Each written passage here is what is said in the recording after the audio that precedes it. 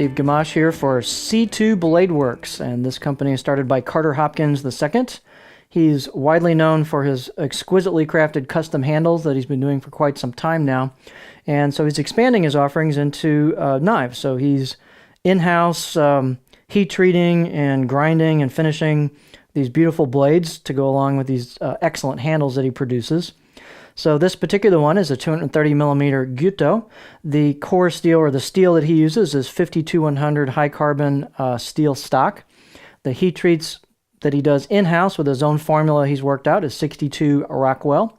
And the construction is mono steel, so it's just one piece of steel. There's no cladding or layers, and it's a stock removal method. So we got the piece of stock, and then he'll shape and grind that down to his specifications. So totally done in-house, total control.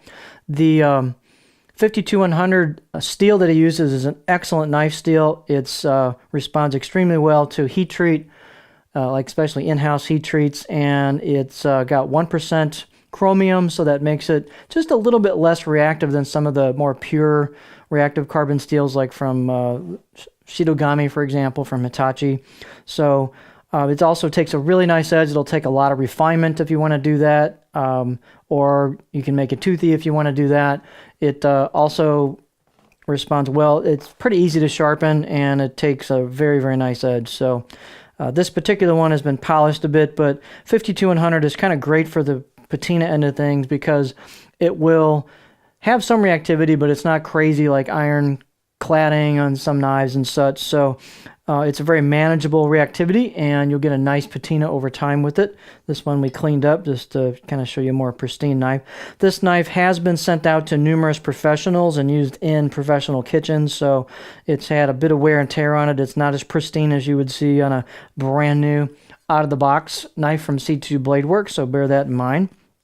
Also, the polish on it, we'll show you a close-up of that, but it's been tweaked a couple of times based on some feedback, so this probably doesn't have the standard finish that he's going to put on these knives. I'll show you what I mean by that in a minute. So weights are going to vary a little bit on these depending on the particular handle materials that Carter will use, but this particular one is 198 grams or 7.0 ounces, right about 230 millimeter on the money on the edge length, about 9 inches, and then overall length about 15 inches with the handle.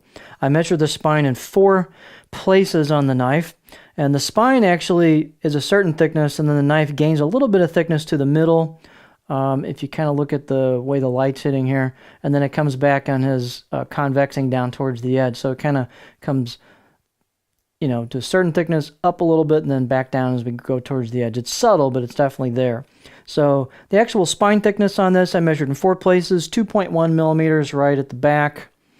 About halfway down I measured it. It was about 2.2, and then I measured it 2 inches from the tip. It was about 1.6 millimeters, and then about 1 inch from the tip it was about 1.2 millimeters, and then it thins out actually even beyond that as you get towards the very tip.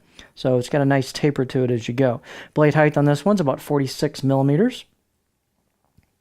And of course the star of the show is the handle. So Carter makes some fabulous handles. This particular one is absolutely no exception. It's beautifully done, great craftsmanship, meticulous work.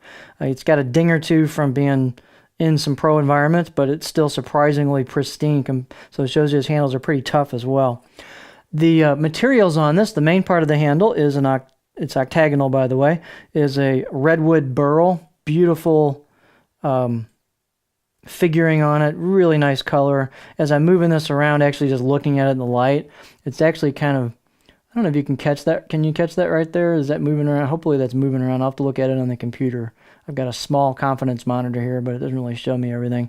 But I'm actually seeing stuff move around in that finish as I move it around. That's pretty wicked. So Carter picks fine materials, the best of what he wants to get, and he picks the best of the best and uses these for his handle. So he has complete control over all the materials. So he uses some great figured wood. The ferrule and the end cap are black buffalo horn, and then the spacers are nickel silver. Beautiful finish work on this thing. It's just great all the way around. Puts a nice tough finish on them. He always does super tight installs at the tang going into the handle.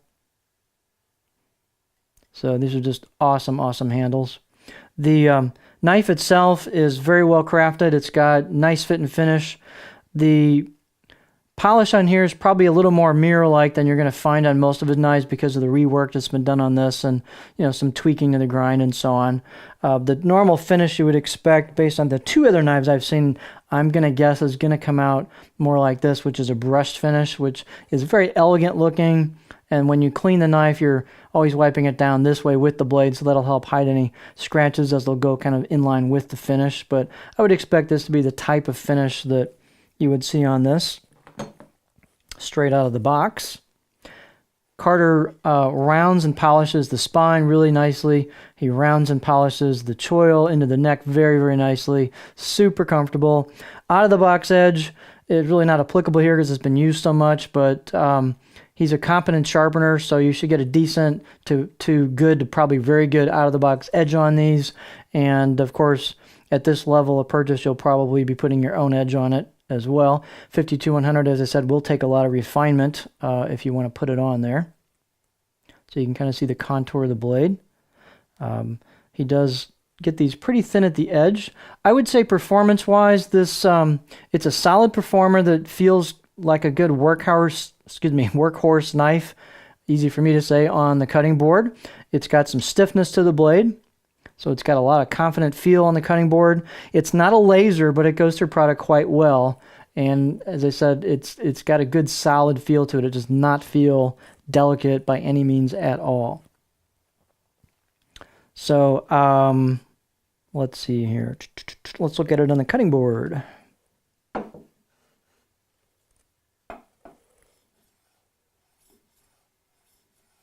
So this is the particular profile of this blade. Kind of a gentle curve throughout, not a particular flat spot anywhere on it.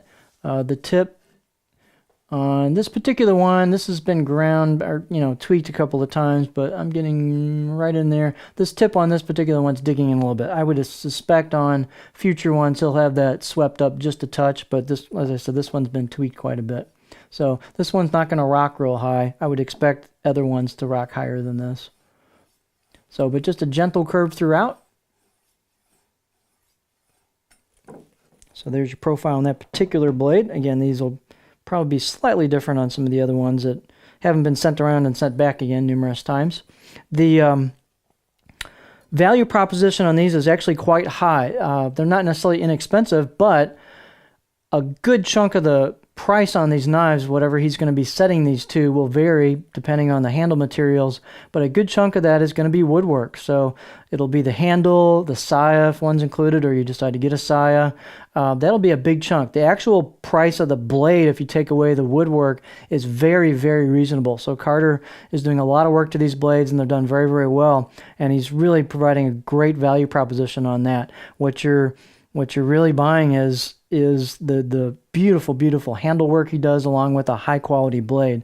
And so, again, they're really actually very good values considering the work that goes into these. So this one is a very good performing knife, a solid feeling knife on the board. It's just a nice all-around package.